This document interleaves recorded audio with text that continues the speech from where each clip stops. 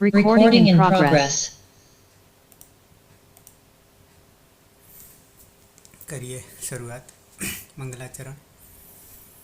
अष्टाध्यायी जगन्माता यस्य चित्तात् समुत्थिता वेदानाम् उपकाराय तस्मै पाणिनये नमः।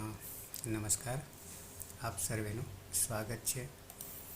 આપણે જોઈ રહ્યા છીએ સંજ્ઞાઓમાં છેલ્લે આપણે સ્થાની, આદેશ, નિમિત્ત, સ્થાની, મૂળ પદ છે, શબ્દ છે, વર્ણ છે। વર્ણ છે અહીંયા આદેશ સ્થાનીને હટાવીને બેસે છે, શત્રુવત છે। અને નિમિત્ત જે કારણરૂપ બને છે તે કોયણજી મેં તમને સમજાવ્યું હતું। આગમ મિત્રવત છે, ત્રણ રીતે બેસે છે, આગળ, પાછળ અને અંતિમ જ પછી। આદ્યંતૌ ટકિતૌ મિદચો અંત્યાત પરઃ, ત્યાં સુધી આપણે આવ્યા હતા। આગળ વધીએ। 87 ક્રમમાં પરે હોને પર આવું લખ્યું છે। ટૂંકમાં પરમાં હોય ત્યારે પર કોને કહેવું, પૂર્વ કોને કહેવું? પૂર્વ આગળ અને પર પછી। પછી ધારો કે ધાતુ હોય જેને આપણે પ્રકૃતિ કહીએ છીએ અને એના પછીમાં કોણ લાગે છે તો એના માટેનું સૂત્ર છે પરશ્ચ। પ્રત્યય સાથે સાથે તમને એક કોમન જે છે બતાવતો જાઉં, આ મુદ્દો આવ્યો છે ત્યારે।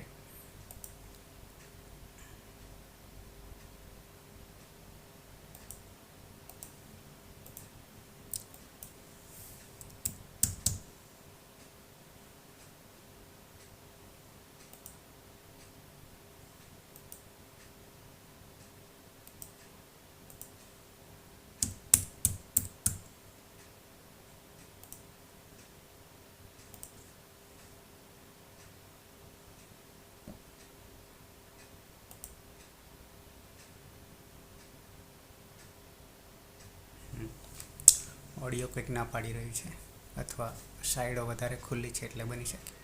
પ્રત્યય તમને સામે દેખાય છે 3 1 1।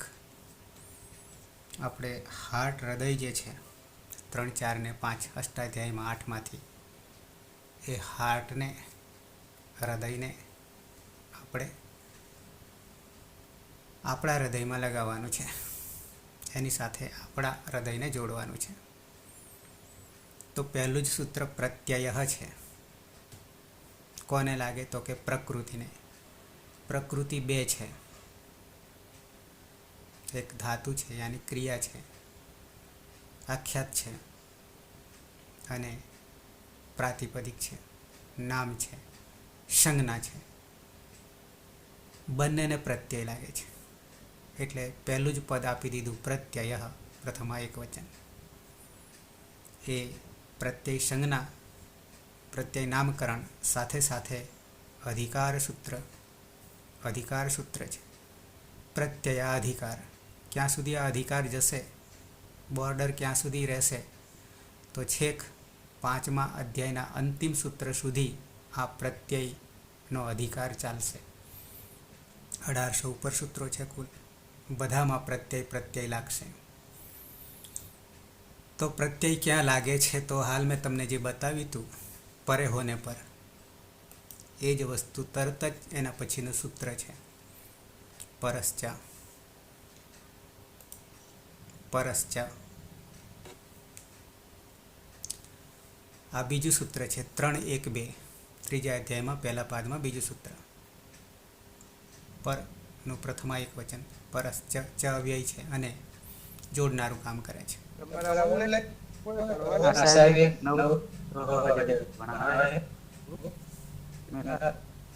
કર્મણ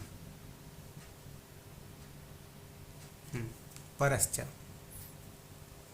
આ બી અધિકારનું સૂત્ર છે કારણ કે એ પણ છેક સુધી ચાલવાનું છે। પરમાં લાગે છે, આ જ વાત આપણે હાલ કરી રહ્યા છીએ. તો આ પણ કોમન છે, એટલે કે છેક સુધી ચાલશે. પ્રત્યયને લઈને સાથે ચાલવાનું છે. અહીંયા અધિકાર પ્રત્યય પરસ્ય લખ્યું છે. ત્રીજું સાથે પણ કરી લો, આ પણ છેક સુધી ચાલે છે. પણ ચોથું જ્યારે આવે છે ત્યારે મર્યાદા બાંધી દે છે. આદિ ઉદાત્તશ્ચ, આદ્યુદાત્તશ્ચ, આદિ ઉદાત્તશ્ચ, આદિ ઉદાત્તઃ ચ પણ આવી જાય છે. આ પણ જોડવાનું કામ કરે છે. પહેલું, બીજું, ત્રીજું છેક સુધી સાથે લઈને ચાલીશું, પણ ચોથું જ્યારે આવશે ત્યારે ભાગલા પડવાના છે. આ પણ અધિકાર સૂત્ર છે. મર્યાદા 5મા અધ્યાય સુધી, અંતિમ સૂત્ર સુધી ચાલશે. તો આ પ્રત્યયોમાં આદિવર્ણ જે છે અચ, કારણ કે ઉદાત્ત, અનુદાત્ત અને સ્વરિત જે છે એ અચને જ લાગે છે. આપણે બાહ્ય પ્રયત્નમાં 11, એમાં છેલ્લા 3 પ્રયત્નો હતા એ ઉદાત્ત, અનુદાત્ત અને સ્વરિત. ઉદાત્તનું કોઈ ચિહ્ન નથી, વૈદિક છે મૂળ તો, બંનેને સાથે લઈને ચાલીએ છીએ. તો પહેલું, બીજું ને ત્રીજું પ્રત્યય પરશ્ચ અને આદિ ઉદાત્તશ્ચ, આદ્યુદાત્તશ્ચ. ચોથું તમને દર્શન કરાવી દઉં, યાદ રહે તો બરાબર છે, પણ અહીંયાથી ભાગલા પડી જાય છે. અત્યાર સુધી ત્રીજા સૂત્રમાં એવું કહ્યું છે કે આદિ ઉદાત્તશ્ચ પ્રત્યયો હતા, પણ હવે અહીંયા બદલાઈ જાય છે કે બધા આદિમાં હોય અને ઉદાત્ત નહીં કહી શકીએ. અનુદાત્તૌ શુપ્પિતૌ, ચોથું સૂત્ર જે છે ત્રીજામાં, અનુદાત્તૌ શુપ્પિતૌ. આ પણ શું કહે છે કે અનુદાત્ત જે છે, અનુદાત્ત આગળ ઉદાત્તની વાત હતી. અનુદાત્ત અચની નીચે આડી લીટી શુપ પિતૌ એમ કહે છે. શુપ પ્રત્યય 7 તરી 21, પ્રાતિપદિકને લાગનારા પ્રત્યયો 21. અને પિત્ત, અત્યારે જ આપણે આગમની વાત કરી હતી હાલ જ, કે આગમ 3 પ્રકારના છે. આદ્યંતૌ, ટકિતૌ. ટનિત સંજ્ઞા થાય ટિત, કનિત સંજ્ઞા થાય કિત. એવી જ રીતે પનિત સંજ્ઞા થાય તો પિત્ત. અહીંયા વાત પિત્તની છે અને સુપની છે. સુપ પ્રત્યાહાર છે, આદિ અંત્યન સહેતા. 21 પ્રત્યયો, 52માંથી સુપ પણ આવી જાય છે, સમાવેશ થઈ જાય છે. અને પિત્ત એને કહીશું કે પનિત સંજ્ઞા થાય તેને પિત્ત કહીશું. તો જ્યાં જ્યાં પનિત સંજ્ઞા થશે પ્રત્યયોમાં અને શુપ પ્રત્યયોમાં 21માં, અને એને આદિને ઉદાત્ત નહીં કહીએ, અનુદાત્ત કહીએ, આવું કહે છે. તો 21 તો ફિક્સ છે, પણ પિત્ત ગણવા પડે, એ બી ફિક્સ જ છે. કદાચ અહીંયા નીચે આપી દીધા હોય એ બી ખરા, આપ્યા છે. શુપ અને પિત્ત પ્રત્યય પણ બધા નહીં આપ્યા. ઓકે, આગળ નહીં જઈએ, કારણ કે આગળ સનાદિ પ્રત્યય ચાલુ થાય છે. અહીંયા 5મું સૂત્ર, 12 પ્રત્યયો જે છે ધાતુને લાગનારા. ત્રીજો આખો અધ્યાય એ ધાતુને, ક્રિયાને, આખ્યાતને લાગનારા પ્રત્યયો છે. એમાં 5મું સૂત્ર જે છે સનાદિમાંનું. સનાદિ પ્રત્યયો 12 છે, પણ એમાં શન પ્રત્યય ક્યાં લાગે, કેવી રીતે, એની શરૂઆત 5મા સૂત્રથી થઈ જાય છે. ગુપ્તિજ કેભ્યઃ શન, એ આપણે ધાતુઓ આવશે એની પહેલાં 10 એમાંથી 4 લકાર પ્રથમ ભાગમાં છે, એના પ્રત્યયો બનાવીશું. એ પ્રત્યય બનાવતા પહેલાં ઈતકરણ, હજી આની પછી ઈતકરણ આવશે ને ઈતકરણ પછી પંચ ઉપાંગ કાર્ય આવશે. પંચ ઉપાંગ કાર્ય આવશે, અને પંચ ઉપાંગ કાર્ય આવ્યા પછી પ્રત્યયો લકારને લાગનારા, 4 લકારને લાગનારા કરીશું, જેને સાર્વધાતુક તિંગ પ્રત્યય કહીશું. ઓકે, આવી જઈએ પરેહોને પર. પરશ્ચ,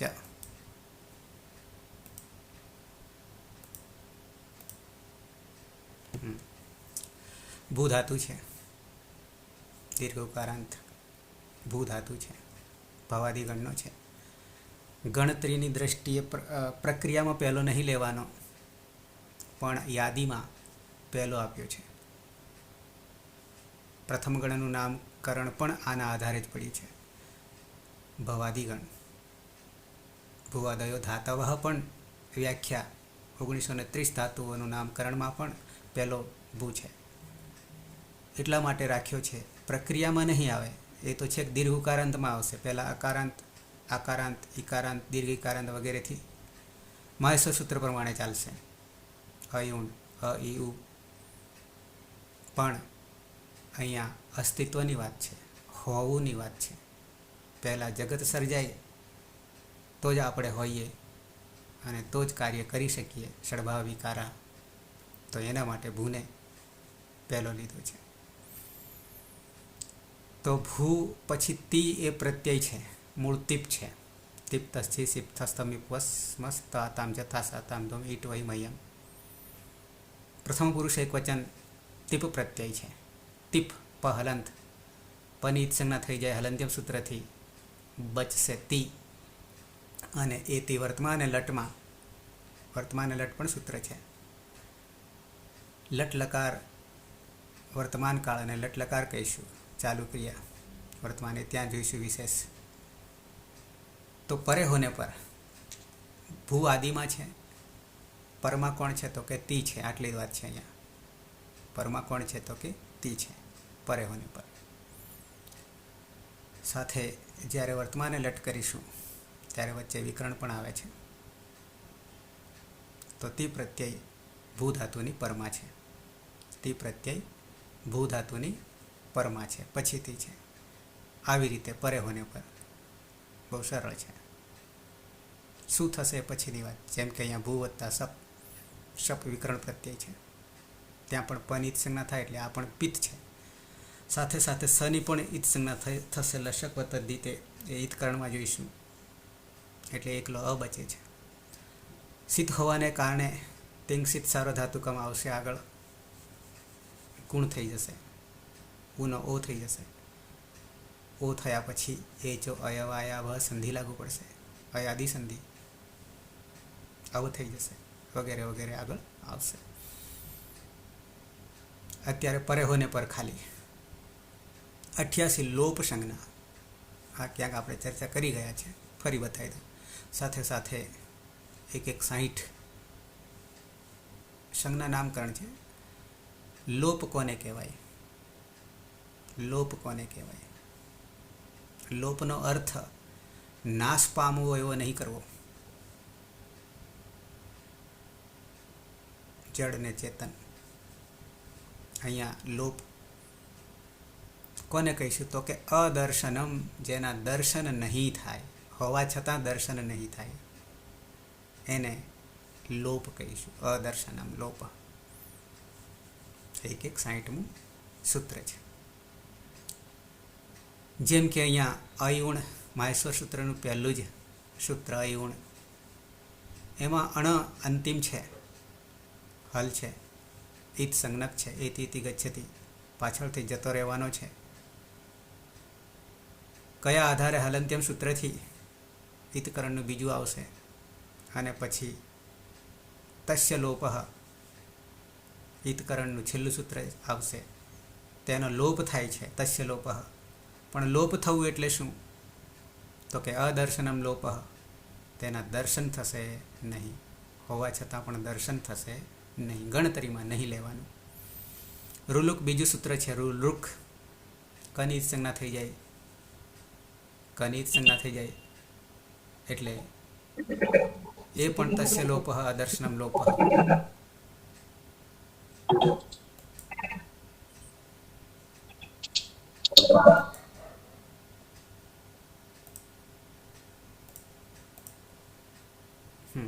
તસ્ય લોપઃ અદર્શનમ લોપઃ. ઈતકરણના અથવા તો જ્યાં જ્યાં આપણે ઈતકરણ કરીશું ત્યાં ત્યાં આ સૂત્રોને સાથે લઈને ચાલીશું. કેમ? તો કે સાથે સંકળાયેલા છે. પહેલાં તો ઈતકરણ કરીશું એટલે કે લોપ કરીશું, તસ્ય લોપથી લોપ કરીશું. એનાથી ઉપર કારણના કયા કારણે લોપ થાય છે એ બતાવીશું. એ ઈતકરણ પ્રકરણમાં આવશે. પછી છેલ્લે અર્થ માટે જોડી દઈશું તસ્ય લોપ અને અદર્શનમ લોપ. અદર્શન લોપ સૌથી પહેલાં છે. પહેલું તો છે 1, 3, 2માં આવશે ઈતકરણ. તો લોપની સમગ્ર અષ્ટાધ્યાયમાં 4 શબ્દો છે લોપના. દરેકના અર્થો એક જ છે, સમાનાર્થી. પણ લોપ જુદી જુદી વસ્તુને કરશે. ક્યાંક વર્ણને કરશે, ક્યાંક આખા પ્રત્યયને કરશે. વિકરણ પ્રત્યય શ્લુ છે, આખા વિકરણ પ્રત્યયને કરશે, પ્રત્યયને કરશે. એવા ભેદના આધારે 4 નામકરણ કર્યા છે. કોના? લોપના. લોપના સમગ્ર અષ્ટાધ્યાયમાં. તો પહેલાં એકલો લોપ જ્યાં જ્યાં આવે ત્યાં એક વર્ણનો લોપ થશે. એક વર્ણનો લોપ થશે. પછી નીચે છે 89 થી 91. અરે 89 થી 90 બરાબર છે. લુક, એનો અર્થ પણ લોપ જ કરવાનો છે. પણ કોને કરે છે એટલા માટે અહીંયા જુદો કર્યો છે. આખું સૂત્ર છે 61, એના પછીનું તરતનું પ્રત્યયસ્ય. પ્રત્યયની વાત છે, ઉપર વર્ણની વાત છે. પ્રત્યયસ્ય અહીંયા જે લોપ છે એ સૂત્રમાંય લોપ કરે, દરેકમાં લોપ કરે. જ્યાં લાગુ પડે ત્યાં લોપ કરશે. હવે અહીંયા આ 3 છે, લુક, શ્લુ, લુપ. લુક, શ્લુ, લુપ. 61, 61. પ્રત્યયસ્ય આગળ મૂક્યું છે. પ્રત્યય નોની નુના ષષ્ઠી એક વચન. લુક, શ્લુ, લુપઃ. લુક, શ્લુ પણ છે. શ્લુ એટલે પણ લોપ જ. શ્લુ એટલે પણ લોપ. આગળ શ્લુ ત્રીજા ગણમાં આવશે, વિકરણ આવશે અને સાથે 2 અર્થ કરીશું. શ્લુનો લોપ જ, પણ સપનો લોપ કરવું એટલે શ્લુ એવું થઈ જશે. એટલે આખા પ્રત્યયને, વિકરણ પ્રત્યયને લોપ કરી દેશે આ શ્લુથી. અને લુપ.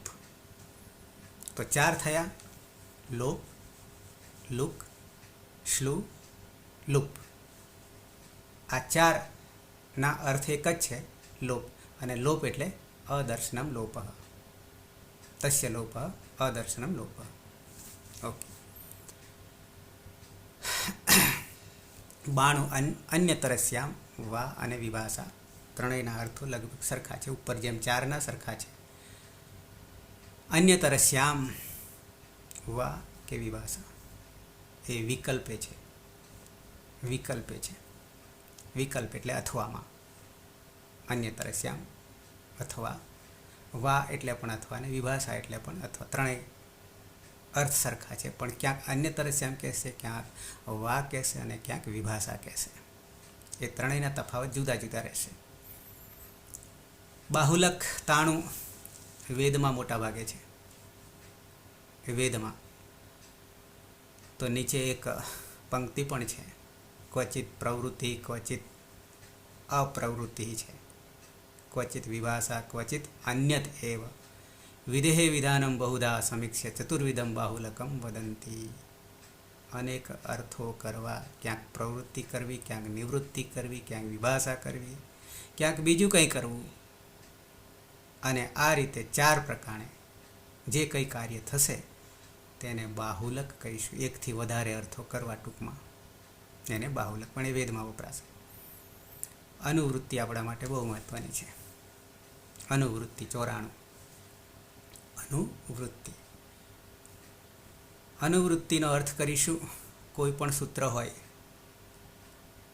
એ સૂત્રની અંદર આગલા સૂત્રમાંથી કોઈ પદને અર્થ કરવા માટે સમજવું હોય, અર્થ કરવા માટે જરૂરી હોય, તો એને એ જ સૂત્રમાંથી જે તે પદ પૂરતું અનુવૃત્તિ તરીકે, એટલે કે ઉપરથી નીચે ઉતારવાનો રહેશે.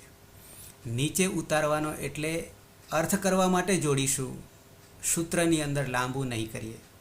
સૂત્ર તો નવા પદને જ કહેશે. જે ફરી રિપીટ થવાના હોય એને ફરી રિપીટ નહીં કરે. એ ઉપરથી તમારે જોઈ લેવું, ત્યાંથી એને ખેંચી લેવું એને કહીશું અનુવૃત્તિ. આ એક જ ગ્રંથ એવો છે દુનિયામાં કે આ મેથડ, આ પદ્ધતિથી કામ કરે છે લાઘવતા માટે, શોર્ટમાં કહેવા માટે. કેમ તો કે પ્રાચીન સમયમાં નોટ પેન કશું જ હતું નહીં, કંઠસ્થ પરંપરા હતી. ગાગરમાં સાગર ભરવા માટે આ અનુવૃત્તિ અપનાવી છે. ઘણા બધા ગ્રંથો છે સૂત્રાત્મક શૈલીના, ષડદર્શન છે, આસ્તિક નાસ્તિક દર્શનો છે, પણ એ બધામાં આવી કોઈ જગ્યાએ અનુવૃત્તિ નથી. એક બી ગ્રંથમાં અનુવૃત્તિનો પદ્ધતિ મેથડ નથી. માત્ર આમાં છે વ્યાકરણનો ગ્રંથ. ક્લિષ્ટ છે પણ કઠિન નથી, અને આ અનુવૃત્તિથી બહુ સરળ કરી દીધું છે. સાથે એક બીજો પ્રસંગ સાથે તમને કહી દઉં અનુવૃત્તિ આવી ત્યારે, કે આ અષ્ટાધ્યાયીને પાણિનીના, ભગવાન પાણિનીની અષ્ટાધ્યાયીને ક્યાંય સિલેબસમાં ભણાવવામાં નથી આવતું. પણ એના પછીના જે ગ્રંથો છે, ખાસ કરીને સિદ્ધાંત કૌમુદી, પછી એના 3 પાછા ભાગલા પડે છે. સિદ્ધાંત કૌમુદીના 3 ભાગલા પડે છે, લઘુ, બૃહદ, સિદ્ધાંત કૌમુદીને એવું બધું છે. ટૂંકામાં ટૂંકું કરતા ગયા, વિભાજન કરતા ગયા, મૂળ ગ્રંથને એક બાજુ મૂકી દીધો. મૂળ ગ્રંથના આધારે જ થયું છે, અષ્ટાધ્યાયીના આધારે જ થયું છે. પણ કૌમુદી વગેરેમાં જે વિભાજન કર્યું છે, સીધા સૂત્રો ઉઠાવ્યા છે. એ સીધા સૂત્રો ઉઠાવવામાં અનુવૃત્તિ કઈ આવતી હશે એની સ્પષ્ટતા કરવામાં આવતી નથી. જેના કારણે 12 વર્ષ સુધી કૌમુદી, સિદ્ધાંત કૌમુદી વગેરેનું અધ્યયન કરો છો એ મેથડથી, પાછા હતા ને એવા. આ અષ્ટાધ્યાયી પ્રમાણે, એ ક્રમ પ્રમાણે જશો તો 12 વર્ષ તો નહીં લાગે. હું તમને બતાવીશ, અહીંયા શબ્દ જ બતાવીશ. 8 થી 10 મહિનામાં ક્લિયર થઈ જાય છે. બાકી તો આ શાસ્ત્ર ઇન્દ્રના ગુરુ બૃહસ્પતિ એમના હજારો વર્ષ સુધી ભણાવ્યા હતા, પણ અંત નહોતો આવ્યો. અને આપણા આયુષ્ય પ્રમાણે 10 મહિનાની અંદર અંત લાવવાનો છે, આયુષ્ય પ્રમાણે, શતાયુમાં.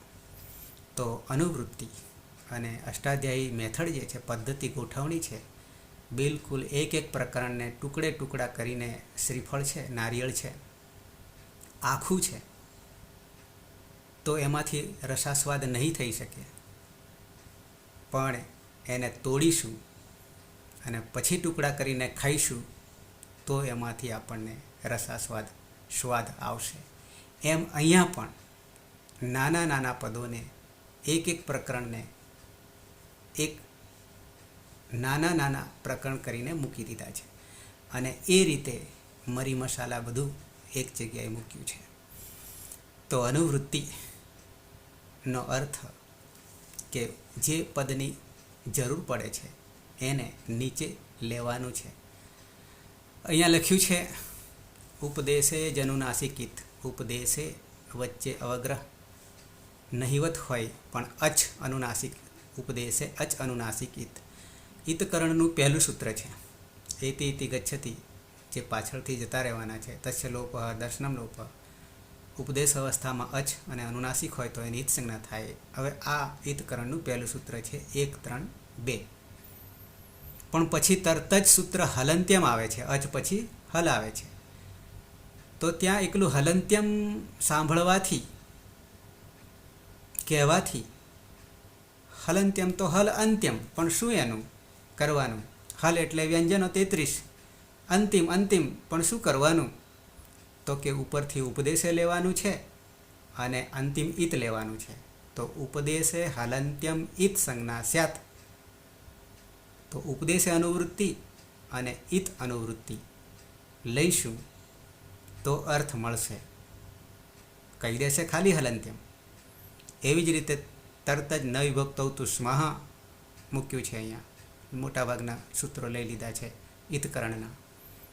તો ત્યાં પણ ઉપદેશે સાથે લઈને આવવાનું છે અને ઈતને પણ લઈને આવવાનું છે. પછી વિભક્તિ જ આપણે સૂત્ર આગળ સંજ્ઞામાં આવી ગયું. વિભક્તિ કોને કહીએ? ટિંગ અને શુપ બંનેને વિભક્તિ કહીએ છીએ. તુષ્મા હા રોકી લે છે. ન નકાર નિષેધ કરનારું સૂત્ર છે. પછી આપણે આવે ત્યારે ઈતકરણમાં જોઈશું. સહ પ્રત્યયસ્ય, ટૂંકમાં આ બધામાં ઉપદેશ અને ઈત નીચે અનુવૃત્તિ તરીકે લેવાના છે. આધિરી ટુડવહ ચૂટું લશક તદ્ધિતે 6. આ 6 સૂત્રોમાં ઈત પદની આવશ્યકતા છે, સાથે ઉપદેશ પણ આવશ્યકતા છે. એટલા માટે અહીંયા અનુવૃત્તિ એને કહીશું. દરેકમાં એવી અનુવૃત્તિ પ્રત્યય મેં તમને કર્યું. પ્રત્યય પરશ્ચ એ છેક 3જા અધ્યાય શરૂઆતથી માંડીને 5મા અધ્યાયના અંતિમ સૂત્ર સુધી અનુવૃત્તિ તરીકે ચાલશે. ઓકે, હવે ખ્યાલ આવી ગયો છે આટલાથી. 95માં સૂત્ર. આ ગ્રંથ સૂત્રાત્મક શૈલીમાં છે. સૂત્ર એટલે દોરો, આપણે ગળામાં પહેરીએ છીએ તો એમાં મણકા હોય છે 108 કે જે કંઈ હોય તે. એવી જ રીતે સમગ્ર અષ્ટાધ્યાય 3978 સૂત્રો છે. 14 મહેશ્વર સૂત્ર વધારાના અલગથી છે, એટલે સરેરાશ 4000 છે. સૂત્ર કોને કહેવાય? અહીંયા એક વ્યાખ્યા આપી છે, શોર્ટમાં કહેવું. લાઘવતા અલ્પાક્ષરમ કે સ્વલ્પાક્ષરમ અસંદિગ્ધમ સાર્વત વિશ્વતોમુખમ અસ્તોભમ અનવદ્યમ ચ સૂત્રમ સૂત્રો વિદુ સૂત્ર વિદો વિદુ. સૂત્રમાં અક્ષરો બહુ જ ઓછા હોય, અલ્પ, અસંદિગ્ધમ છતાં કોઈ સંદેહ શંકા નહીં હોય, સારવદ સારથી યુક્ત હોય, વિશ્વતોમુખમ ચારે બાજુ મુખ હોય. યાની જે અર્થ કરવો હોય તે અર્થ કરી શકીશું, છૂટ છે, પણ લાગુ પડે એ જ અર્થ કરવાનો. લાગુ પડે એ જ અર્થ કરવાનો. લખોટી છે, ગોળી છે, તો ગોળી ઘણા પ્રકારની છે. દવાની ગોળીને, બંદૂકની ગોળીને, અનેક અર્થો પણ જે પ્રસંગ સાથે જોડાશે તે અર્થ ગોળીનો કરીશું. એમ ચારે બાજુ મુખ હોય છે. સારવદ વિશ્વતો મુખમ, સારયુક્ત હોય. અસ્તોભમ અનવદ્યમ ચ, ક્યાંય ભંગ નહીં થાય, રૂકાવટ નહીં આવે. એને સૂત્રને જાણનારાઓ સૂત્ર વિદુઃ, સૂત્ર વિદઃ, વિદુઃ સૂત્ર કહે છે. તો આ સૂત્રની વ્યાખ્યા છે. બીજી આપું તો સૂત્રમ ચ બહુઅર્થ સૂચનાદ ભવતી, સૂત્ર ઘણા બધા અર્થોને કહી દે છે. ત્રીજી વ્યાખ્યા આપું તો લઘુની સૂચિતાર્થાની સ્વલ્પાક્ષર પદાની ચ સર્વતઃ સારભૂતાની સૂત્રાણી આહુહુ મનીષિણ. આ ત્રીજી વ્યાખ્યા. સૂત્ર બહુ નાના હોય, અક્ષરો બહુ ઓછા હોય, છતાં ઘણા બધા અર્થોને સૂચિત કરી દે છે.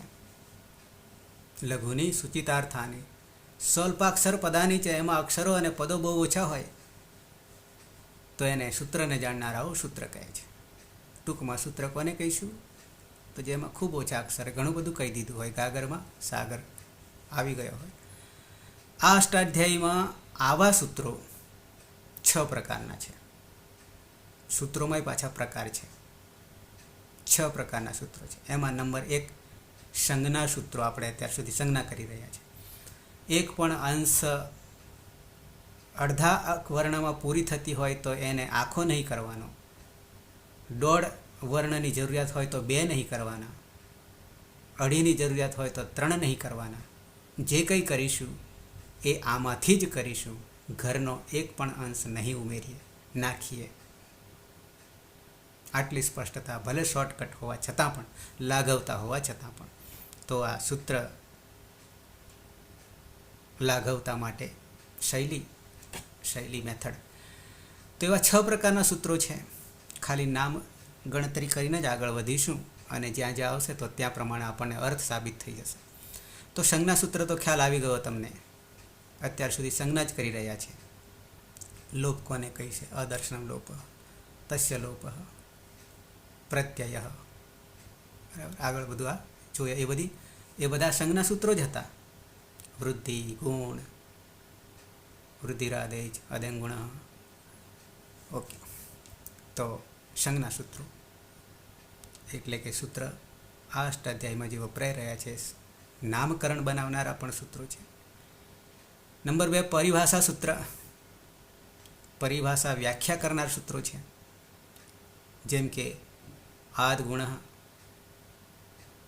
તો ગુણ કોને કહેવાય અહીંયા ખાલી વર્ણની વાત છે. આગળ પછી કેવી રીતે ગુણ થાય છે અને કેવી રીતે વૃદ્ધિ થાય છે. પૂરણ રપરહ સાથે લઈને આવે છે જ્યારે અ વત્તા રૂ હોય કે અ વત્તા અ ઈ ઉ, ઈ વત્તા રૂ, ઉ વત્તા રૂ હોય ત્યારે અર થઈને આવે છે. એ પરિભાષા વ્યાખ્યા સ્પષ્ટ કરે છે. વિધિ સૂત્ર નંબર 3 સંજ્ઞા સૂત્ર, પરિભાષા સૂત્ર, વિધિ સૂત્ર.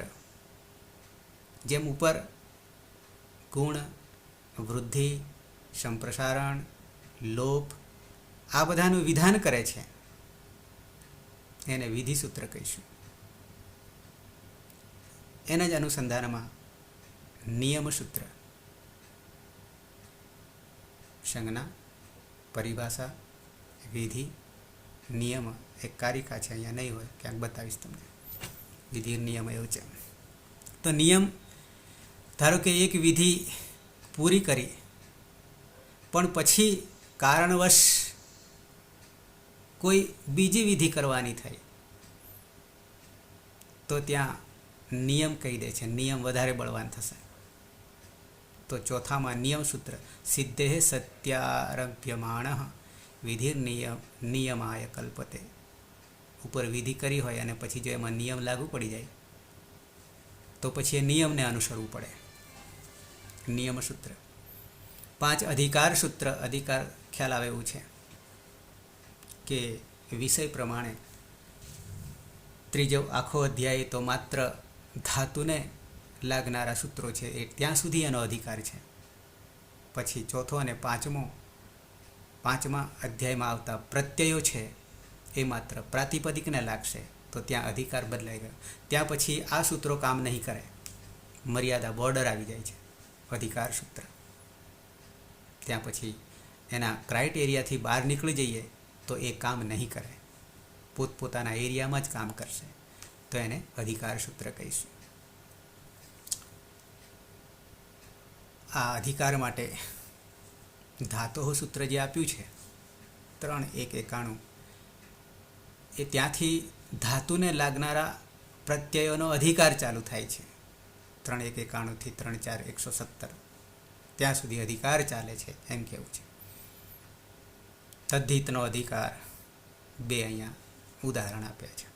સૂત્ર છે તદ્ધિતા, એ નામમાં જતા રહેશે કારણ કે 4:1 છે અને અહીંયા 3:1 છે, 3:4. ત્રીજો અધ્યાય છે અને અહીંયા ચોથો અધ્યાય છે. અને છેલ્લો સૂત્રનો પ્રકાર છે અતિદેશ સૂત્ર. આ બહુ બળવાન છે, ઉપરના બધા કરતાં બળવાન છે. જે નહીં થવાનું હોય ને એ આ કરીને બતાવી દે છે. કોઈ શક્ય જ બાબત નહીં હોય એને અશક્યને શક્ય કરે છે, એ અતિદેશ છે. આવું આપણા સમાજમાં પણ થઈ રહ્યું છે. એટલે આ પ્રકૃતિમાંથી જ, આપણામાંથી જ આ બધી વસ્તુ આવી રહી છે. અતિદેશ સૂત્ર. જે નહીં થાય એને કરવું, સાબિત કરવું, એને અતિદેશ કહીએ. જેમ કે અહીંયા ઉદાહરણથી વધારે ખબર પડશે. કોઈને પુત્ર નહીં હોય, અપુત્ર હોય, અને પાલક તરીકે કોઈ પુત્ર લેવામાં આવે ત્યારે પોતાનો નથી ઔરસ, છતાં પણ એને પોતાનો જ માનવો, એ અતિદેશ થયો. એ અતિદેશ થયો. મૂર્તિઓમાં કોઈ પણ ભગવાનની મૂર્તિ હોય અને ત્યાં પછી પ્રાણ પ્રતિષ્ઠા કરીએ અને નામકરણ કરી દઈએ છે તો પથ્થર, પણ પછી એ ભગવાન તરીકે જ ઓળખીએ છીએ. અતિદેશ થયો. અતિદેશ થયો. પછી ગોબર છે, ગાયનું ગોબર. ગાયનું ગોબર પૂજા વખતે લીપવામાં આવે છે. ગોબર એ ગૌરી તરીકે ઓળખાય છે તો ગોબર, પણ ગૌરી પાર્વતી માતાજી તરીકે ઓળખીએ છીએ, શુદ્ધ કરીએ છીએ, અતિદેશ થયો. સોપારી ગણેશનું પ્રતીક છે, પૂજામાં રાખીએ છીએ, તો એ અતિદેશ થયો. તો આ રીતે આપણા અષ્ટાધ્યાયીમાં કેટલાક સૂત્રો એવા આવવાના છે કે જે અતિદેશ એટલે નહીં થાય તે પણ કરી નાખે છે, શક્ય બનાવી દે છે. તો એ સૌથી વધારે બળવાન છે. અહીંયા અંદર એક ઉદાહરણ જે આપ્યું છે કે અપિત સાર્વધાતુક પ્રત્યય, અપિત યાની પની સંજ્ઞા નહીં થાય એને અપિત, પની સંજ્ઞા થાય તો પિત્ત. અને સૂત્ર સાર્વધાતુકમ અપિત્ત એ આગળ આપણે જોઈશું. જેને ગીતવત, ગીત એટલે અંગની સંજ્ઞા થાય, કખ ગઘ અંગ, અંગની સંજ્ઞા થાય એને ગીત કહીશું. તો ગીત અંગની સંજ્ઞા થાય એની પ્રક્રિયા એક સરખી છે. કેવી? તો જ્યાં અપિત હોય પ્રત્યય એની અને ક્યાંય અંગની સંજ્ઞા થતી જ નથી, અપિતની થાય છે, પણ એને ગીતવત માની લેવાના છે. અને ગીતવત માનવાથી ગુણ અને વૃદ્ધિ નહીં થાય, નિષેધ કરી રોકી લેશે. આવું આગળ આપણે જોઈશું. તો એ અતિદેશ થઈ જશે. રોકી લે છે, ગુણ નહીં થવા દે, વૃદ્ધિ નહીં થવા દે, અતિદેશ થઈ જશે અપિત હોવાના કારણે. પિત્તમાં હલાદી અજાદી આવશે, એ જેમ આવે તેમ તેમ જોઈશું. તો આ વાત થઈ સૂત્ર 6 પ્રકારના: સંજ્ઞા, પરિભાષા, વિધિ, નિયમ, અતિદેશ. આગળ અંતિમ તબક્કા તરફ આપણે જઈ રહ્યા છીએ. બાધ્ય બાધક ભાવ. બાધ્ય બાધક ભાવ પરનિત્યાંતરંગપવાદાનામ ઉત્તરોત્તરમ બલીય. હવે આ વાત જ્યારે સમજીશું ત્યારે એક આ અષ્ટાધ્યાયની રચના જે છે, 8 અધ્યાય એટલું ક્લિયર થઈ ગયું. દરેક અધ્યાયમાં 4 પાદ છે, 4 પાદ છે. દરેક પાદમાં સૂત્રો છે. સૂત્રોની સંખ્યા નિશ્ચિત નથી, પણ પ્રકરણ પ્રમાણે છે. પણ પાદ નિશ્ચિત છે, ચોક્કસ આંકડો છે. 3978 સૂત્રોમાં 8 અધ્યાય, 8 ચોક 32 પાદ. દરેક પાદમાં સૂત્રો રહેલા છે. અહીંયા વાત એ ચાલે, બાધ્ય બાધક ભાવ કોણ કોને બાધ કરી રહ્યું છે. પ્રક્રિયા દરમિયાન બે સૂત્રો સરખા થઈ જાય, આવીને બેસી જાય, તો કયા સૂત્રથી નિર્ણય લેવો અને કોને બાદ કરવું, સરખા કાર્ય કરનારા 2 સૂત્રો ભેગા થઈ જાય, 2 બળિયા બળવાન ભેગા થઈ જાય, તો ત્રીજાના છોડા નહીં કાઢે. એના માટે કોને બાદ યાની હાથ જોડીને મૂકી દેવાનું એક બાજુ, તારું કામ નહીં પણ આનું કામ છે. તો એના માટે બાધ્ય બાધક ભાવ, કોણ કોનો બાધ કરે છે. તો 3978માં 8 અધ્યાય, દરેકમાં 4 પાદ. હવે એમાં 2 ભાગલા પાડી દઈએ અષ્ટાધ્યાયમાં, અને એ ભાગલા એવા પાડીએ: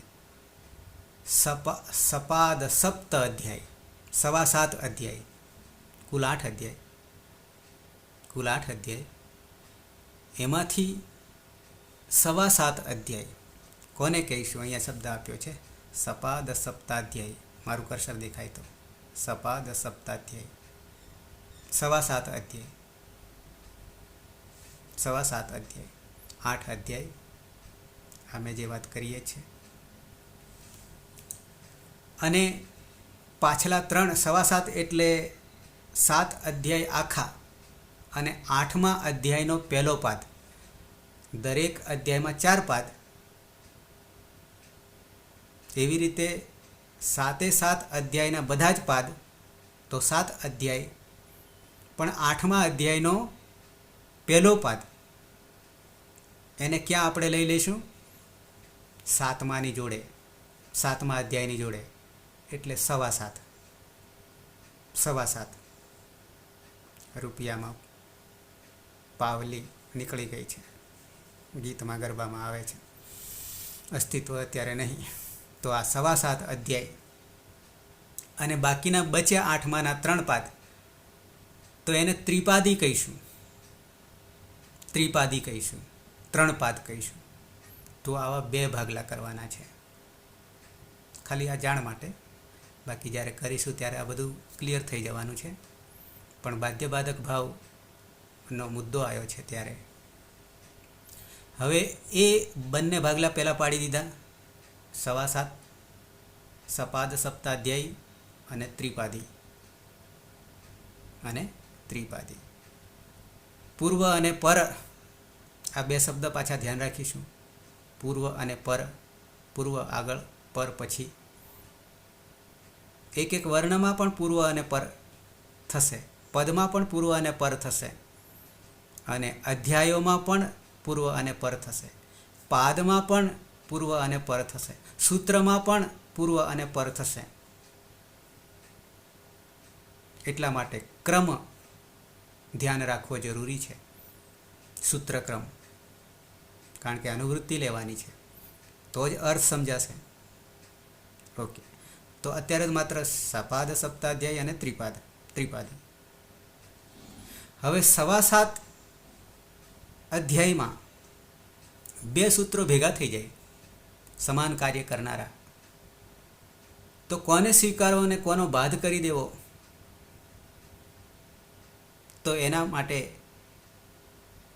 અહીંયા લખ્યું છે, પૂર્વ સૂત્ર છે, આગલા સૂત્રથી પરસૂત્ર બલી હોતે હૈ, એના પછીનું સૂત્ર બળવાન. 2ના કાર્યો સરખા છે, પણ લેવાનું કોને?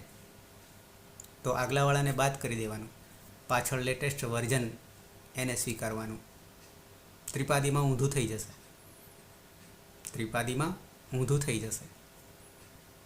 તો અહીંયા બાધ્ય આગલું બાદ થઈ જશે, નીકળી જશે, ગણતરીમાં નહીં લેવાનું. બાધક કોણ છે? પછીનું, એને બાદ કરી દે છે. તો બળવાન કોણ છે? પાછળવાળો. પણ ક્યાં? 7.25 અધ્યાયમાં, સપાદ સપ્તાધ્યાયમાં આવું થશે.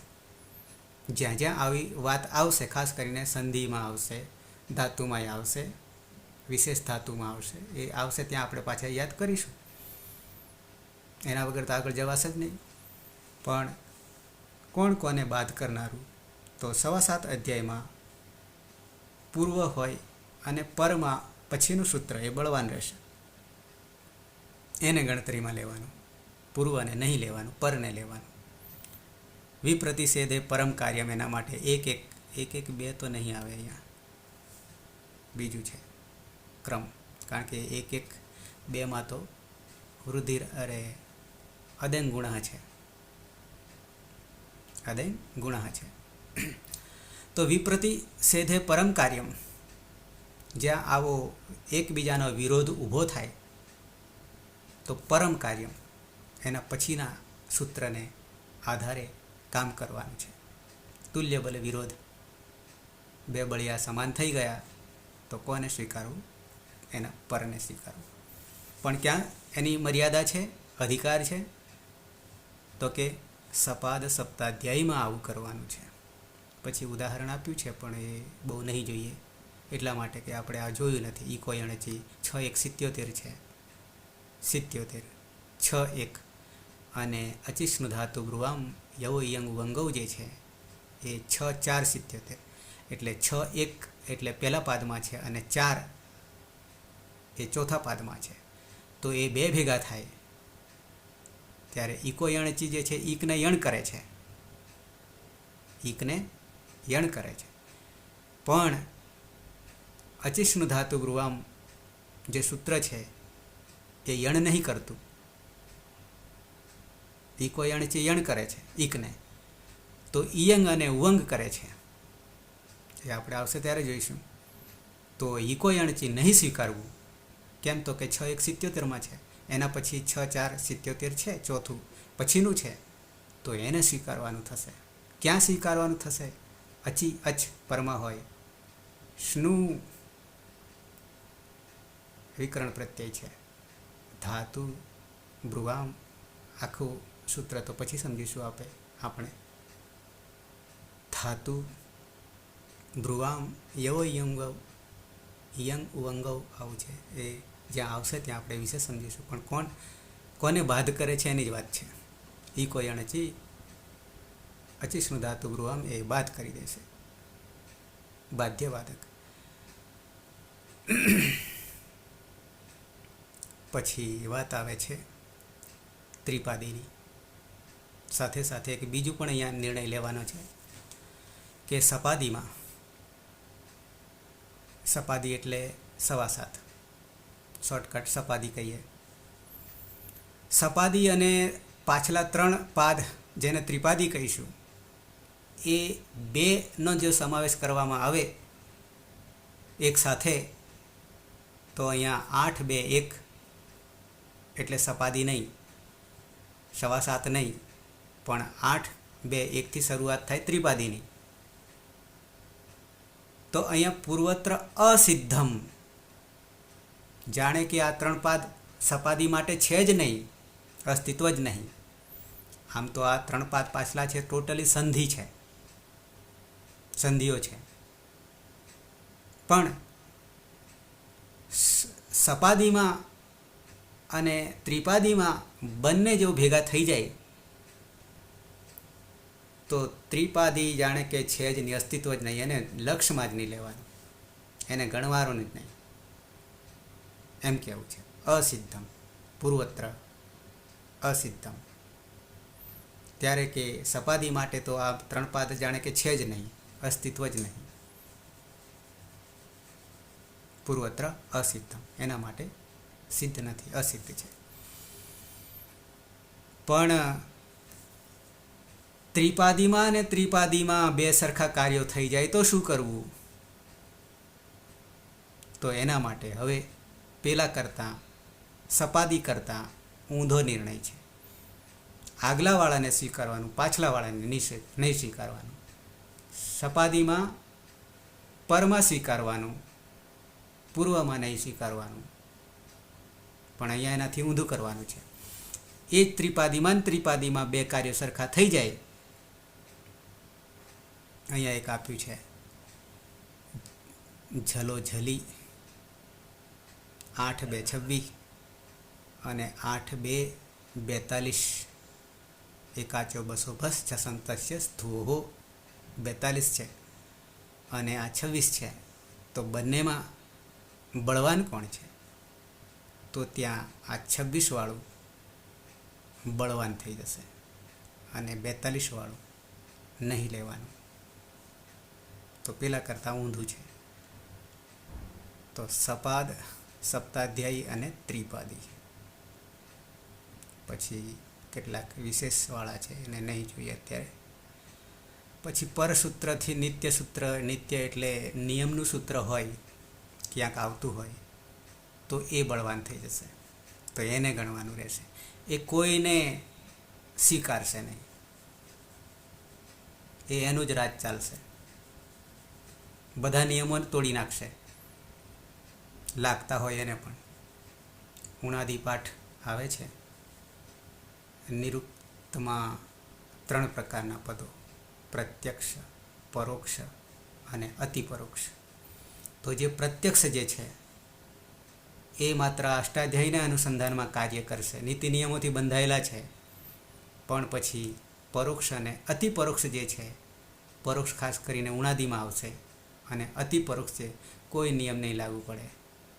4, 5, 6 જગ્યાએથી બધું, અહીંયાથી એક અંશ લીધો, બીજો ત્યાંથી લીધો ને એમ કરી ભેગું કરીને સિદ્ધ કરવાનું થશે. ત્યાં કોઈ નિયમ નહીં લાગુ પડે.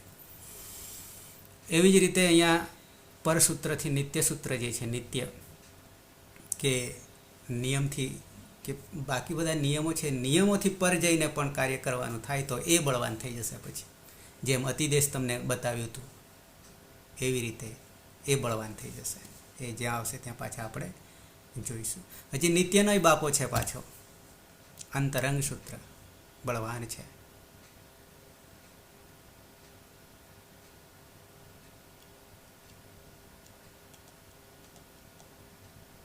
અને અપવાદ સૂત્ર હજી અંતિમ અપવાદ.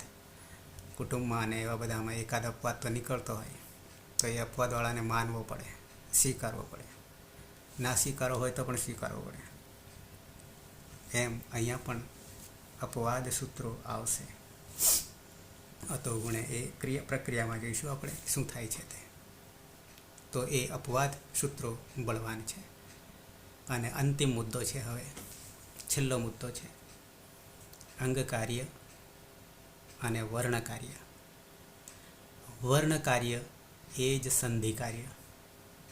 વર્ણ વચ્ચે જ્યારે બે વર્ણો મળે છે ત્યારે શું પરિવર્તન થાય છે? તો એ સંધિનો વિષય છે. અને એ કાર્ય, બધું કાર્ય પૂરું થઈ ગયા પછી વર્ણ કાર્ય યાની સંધિ કાર્ય કરવાનું છે. આ પ્રક્રિયાની વાત છે. આ પ્રક્રિયાથી આપણે સાહિત્યને સમજવાનું છે, સંસ્કૃત સાહિત્ય જગતને સમજવાનું છે. ત્યારે સાહિત્ય જગતમાં જ્યારે જઈશું ત્યારે કરેલી પ્રક્રિયા સિદ્ધિ છે. અને એ પ્રક્રિયાને સમજીને કેવી રીતે સમજીશું? વીજળીના ચમકારે જેવો પદ જોઈ ગયા આપણે, વાક્ય, પદોનું સમૂહ વાક્ય હોય છે અને વાક્ય અર્થ કરે છે. વર્ણોનું બનેલું વાક્ય કાવ્ય પ્રકાશ, આકાંક્ષા, યોગ્યતા અને સન્નિધિથી જોડાયેલા હોય પદો, અને પછી પદોનો સમૂહ વાક્ય બને છે. એક તિયંગ વાક્ય પણ બની શકે છે, એક વર્ણનું પણ વાક્ય બની શકે છે, એક પદનું પણ વાક્ય બની શકે છે, અને અનેક પદોનું પણ વાક્ય બની શકે છે. એકલા ક્રિયાપદથી પણ વાક્ય બની શકે છે. ત્યારે એ વખતે વર્ણ કાર્ય જે છે, સંધિ કાર્ય જે છે, કે પ્રક્રિયા જે છે, એ આપણને પહેલાં મેં તમને ઉદાહરણ આપ્યું હતું. ઘોર અંધકારમાં વીજળીના ચમકારે આગળ વાઘ ઊભો છે, તરત ભાગી જવું, લાઇટ બુદ્ધિમાં થઈ જવું, ત્યાં વિચાર નહીં કે અચ છે તો એમાં કયા નવ છે, અને પછી આંગળીના વેઢે ત્યાં નહીં ગણાય. ત્યાં સીધો જ આ તો અર્થ પ્રગટશે, બાકી અર્થ નહીં પ્રગટે. ત્યાં પછી ગણવા જઈશું તો સાર્થક નહીં થાય. એટલું ઝડપથી અહીંયા આપણા મગજમાં આ બધું બેસાડવું પડશે. અંગ કાર્ય જે છે, વર્ણ કાર્ય તો સંધિને લાગુ પડશે, એ અંતિમ કાર્ય થશે. પણ જ્યારે પ્રત્યય, પ્રકૃતિ અને પ્રત્યય વચ્ચેનું જે કાર્ય થવાનું છે, ત્યારે આપણે એને અંગ કાર્ય કહીશું. અને એ અંગ કાર્ય પૂરું થશે ત્યારે વર્ણ કાર્ય રહેશે. તો અંગ કાર્ય અને વર્ણ કાર્ય. વર્ણ કાર્યનો તો ખ્યાલ આવી જાય, પણ અંગ કાર્યમાં ઘણા બધા નીતિ નિયમો લાગુ પડશે. અને એ પ્રત્યય પર આધારિત છે, ડિપેન્ડ રહેશે. જેમ કે અહીંયા ઉદાહરણ આપ્યું છે અંગ કાર્યનું. દુહ ધાતુ છે અને પાછળ તી, વર્તમાને લટ કે તીપ કોમન ગણીએ તો ખાલી તી મૂક્યો છે, એટલે આપણે વર્તમાને લટનો પ્રત્યય ગણી કાઢીશું. વર્તમાન કાળ પ્રથમ પુરુષ એકવચનનો છે, વાસ્તવમાં તીપ છે. તો તીપ આપણને ખબર હોવી જોઈએ તો તીને કરી શકીશું, એ પછીની વાત છે. પણ એ ખાલી એક ઉદાહરણ અંગ કાર્ય માટે આપ્યું છે. પણ હવે અહીંયા દુહતી જોડવા જઈએ તો હ હલંત છે, દુહમાં હ હલંત છે અને પાછળ તી છે. પહેલી દ્રષ્ટિએ આપણને એવું લાગે છે કે આ ખોટું છે. કેમ ખોટું છે? તો દુહ ને પાછળ તી જોડી દઈએ, આ વર્ણ કાર્ય કરી દઈએ સીધા અંગ કાર્ય કર્યા વગર, તો શું થઈ જશે એ તમને ખબર પડશે. દુહતી થઈ જાય, દુહતી. પણ બને છું દોગધી બને છે, દુહતી નહીં બનતું. તો એના માટે કયું કાર્ય લાગુ પડે છે? તો કે અંગ કાર્ય લાગુ પડશે. અને અંગ તમને આગળ પણ મેં બતાવ્યું છે. મુદ્દો આવ્યો હતો, સંજ્ઞામાં આવ્યો હતો અંગ. ક્યાંક બે અંગ હોય છે પ્રકૃતિને, યાની પ્રત્યય જેને લાગે એને અંગ, આવું આપણે આગળ કહ્યું છે. પ્રત્યય કોને લાગે? અંગને લાગે. તો તીનું અંગ દુહ છે. કેવી રીતે બન્યું તો વર્ણન કર્યું છે, જો ખબર પડે તો ઠીક છે, બાકી જરૂર નથી. તો તી જે છે ને,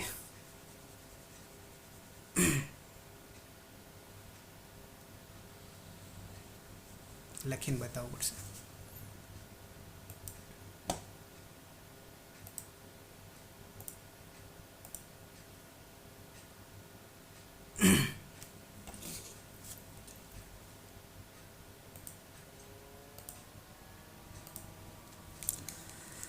ધાતુ હતો આપણી પાસે દુહ અને પછી તી હતું. એ તી જે છે એ વાસ્તવમાં તીપ છે. તીપ્તસ્થી સિપ્તસ્થ 3 4 78માં નંબરનું સૂત્ર છે. હવે આ ઉપદેશ અવસ્થામાં છે, મૂળ અવસ્થામાં છે. તો જ્યાં જ્યાં ઉપદેશ અવસ્થા હોય છે ત્યાં પહેલું કાર્ય ઈતકરણનું છે. ઈતકરણ હજી આપણે જોયું નથી. પહેલું કાર્ય ઈતકરણનું છે. ગેટ ખોલવાનો, ગેટ પાસ એન્ટ્રી કરવાની છે. આના વગર એન્ટ્રી થશે નહીં. જુદી જુદી ચાવીઓ છે. તો ઈતકરણમાં આ પ છે એ હલ છે. હલંત્યમ સૂત્ર બીજા નંબરે આવશે, ત્યાં જોઈશું. તો હલંત્યમથી ઈત સંજ્ઞા થઈ જશે. તસ્ય લોપઃ દર્શનમ લોપઃ કરી દઈશું એટલે પ ગયો. ગયો તો ખરો, પણ જોડે જોડે એ પની સંજ્ઞા થવાને કારણે એ પિત્ત બની ગયો. આ પ્રત્યય તી જે છે કેવા પ્રકારનો છે? તો કે પિત્ત પ્રકારનો છે. એટલું જ નહીં, પિત્તમાં 2 ભાગલા પડશે. હજી આ પિત્તમાં 2 ભાગલા પડશે. જે પિત્ત નથી તે અપિત્ત, વિરુદ્ધાર્થી કરીએ તો. પણ અપિત્તમાં 2 ભાગલા અને પિત્તમાંય 2 ભાગલા પડશે. કેવા? તો કે હલાદી પિત્ત, હલાદી પિત્ત, હલાદી અને અજાદી પિત્ત, અજાદી પિત્ત. હલાદી પિત્ત એટલે અને અજાદી પિત્ત એટલે શું? તો કે આદિમાં હલ હોય એવો પિત્ત અને આદિમાં અચ હોય એવો પિત્ત. અહીંયા જોઈશે, અહીંયા જોઈએ. તો હવે બચ્યું કોણ? તો કે એકલો તી બચ્યો. એકલો તી બચ્યો. તીમાં આનું પૂર્વી કરીએ તો શું થશે? ત વત્તા ઈ થશે. આ ઈ છે. આ એક લિપિ જ્ઞાન જ્યારે જાણવાનું થાય કે જાણો ત્યારે કેવી રીતે લખાય છે એ લિપિ જ્ઞાનમાં આવે છે. તો આ આદિમાં કોણ રહ્યું? હલ છે કે અચ છે?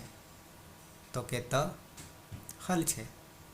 તો હલાદી પિત્ત પ્રકારનો આ પ્રત્યય થયો.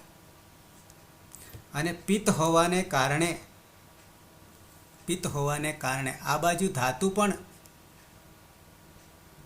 અંતિમ અચ છે કે હલ છે? બહુ લાંબુ થઈ જશે પણ આવ્યું છે તો સહેજ હાઇલાઇટ કરું છું. અંતિમમાં હલ છે.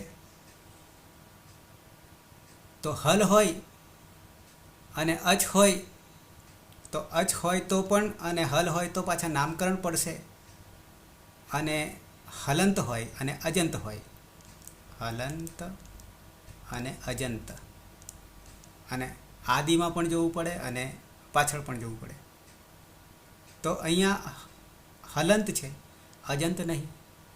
અને અજંત ના હોય અને હલંત હોય ત્યારે ઉપધા જોવી પડે. ઉપધા. અને ઉપધા મેં તમને આગળ સમજાવ્યું.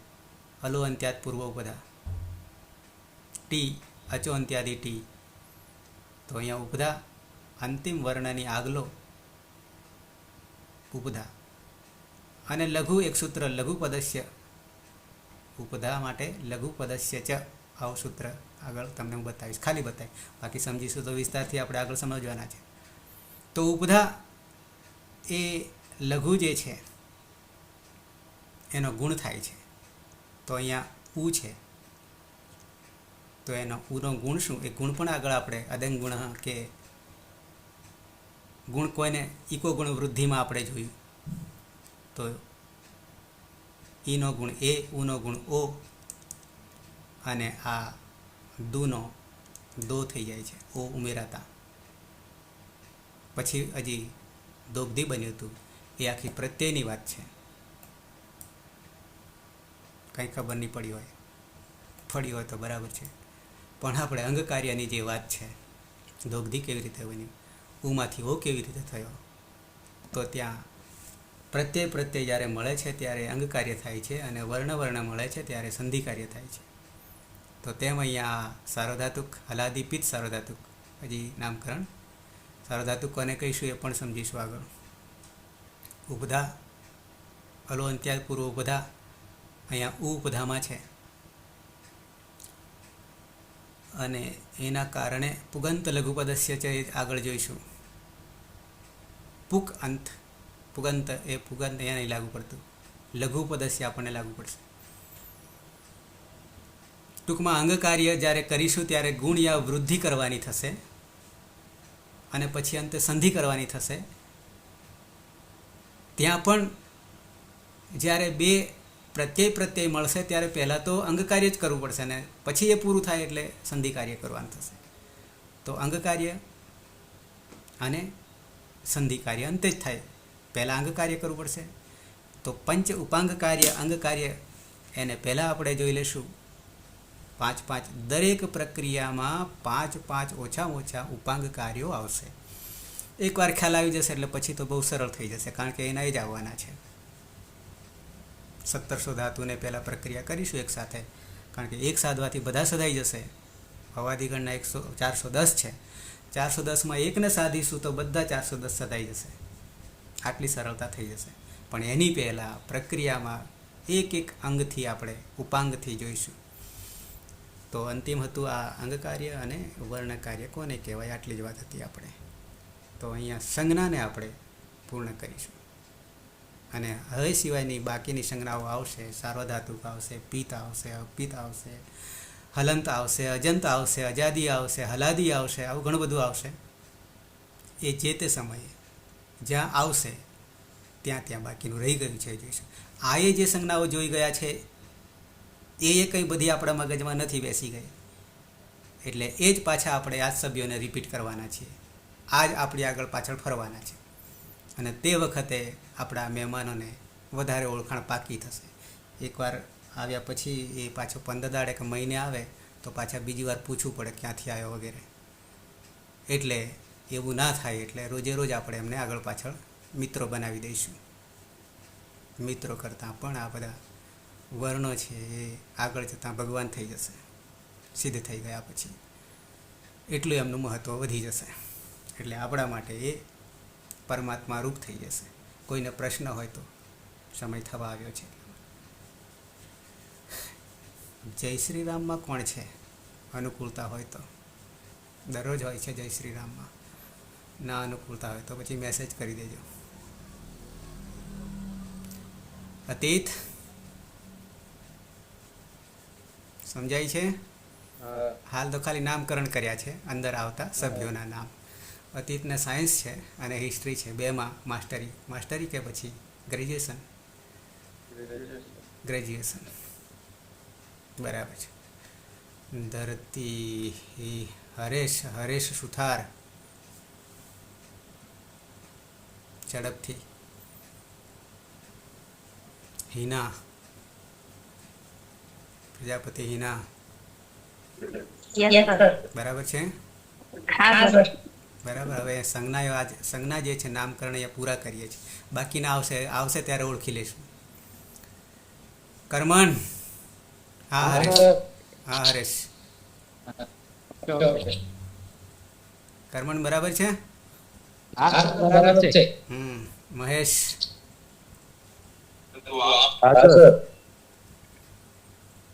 પાયલ જુના, જિગ્નેશ બરાબર છે.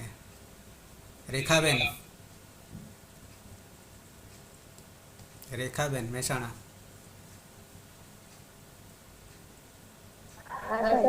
સમજાય છે ને? શરમમાં નહીં રહેતા, જ્યાં જ્યાં મુદ્દો આવે ખબર નહીં પડે તો તે વખતે જ તમારે અત્યારે, એટલે હું જ્યારે સમય આપું પાછળ એક વખતે નોંધી રહેવાનો, પ્રશ્ન ભૂલી જાય તો પણ અત્યારે સ્પષ્ટતા કરી લેવાની, વચ્ચે પેલું ડિસ્ટર્બ થાય એટલા માટે. પણ આ સમજીશું તો બહુ મજા આવશે.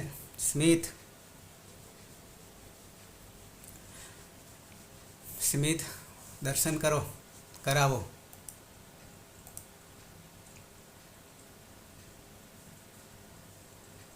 જોશી સ્મિથ,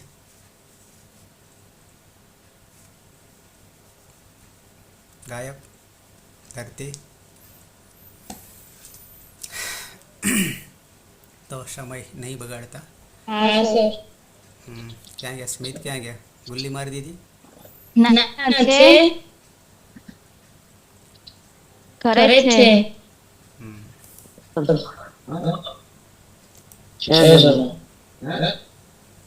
ઊંઘમાં છે. સમાપન કરીશું મંગલાચરણથી.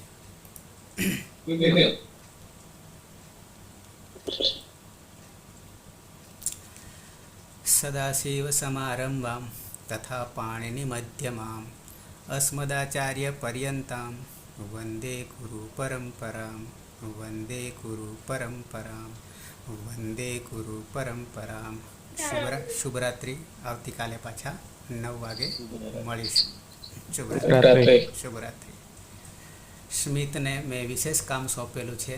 નવા વિદ્યાર્થીઓ પીએચડીમાં 14 જણ જોડાયેલા છે અને એ 14નું હેન્ડલિંગ, દેખરેખ અહીંયા આવે છે કે નથી આવતા. પીએચડી સાચી રીતે કરવું હોય, સંસ્કૃતની સાચી સેવા કરવી હોય તો આ જરૂરી છે એમ નહીં સમજતા, નહીં તો પાપ લાગશે બહુ મોટું કે સંસ્કૃતનો અન્યાય કરી રહ્યા છે. પાછા જન્મ લેવું પડશે અને માણસનો નહીં મળે, બીજા કોઈનો મળશે. એટલે એ પાપમાં નહીં પડવું હોય તો એના શું અવસર છે અને એ કામ મેં સ્મિતને સોંપ્યું છે. ઓકે, ધન્યવાદ.